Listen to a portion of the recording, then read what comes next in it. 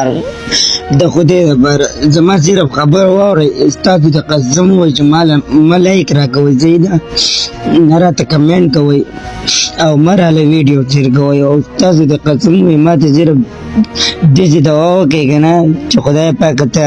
دې بنده له خپل مرګ راولي په دې ورځ پکې وایه خدای پاک دې له مرګ راولي خو خپل مرګ ونه راولي. دا د دې عدنان یو بل ویډیو ده کومه چې دا وخت هغه په ټیک ټاک باندې ډېره زیاته چلیږي، یعنې زړه ویډیو ده او په هغې کې وایي چې آیا زما دپاره تاسو دعا وکئ چې زه هغه مړ شمه ما له مرګ راشي.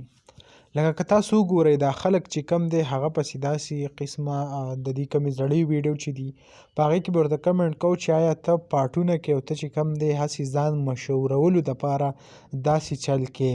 خو هغې به هغه ویډیو کې ویل چې نه زه به یو ورځ ځان وجنم او دا تاسو ټولو ته ویمه چې زما کوم مدد یا زما څه هیلپ څه وکئ که نه اخر کار به زه یو خودکشۍ طرف ته هغه جوړېږم. خو خلکو او د دې کم کور والا چې هغو پې توجه نه ورکوله او بیا چې کله ځان مړ کړو نو د کور کم خلک چې دي هغه اوس وایي چې دا ذهني بیمار و، یعنې که وایي مونږ وګورو دې چې کومه جینۍ خوښه هغه وله هم مونږ کړې وه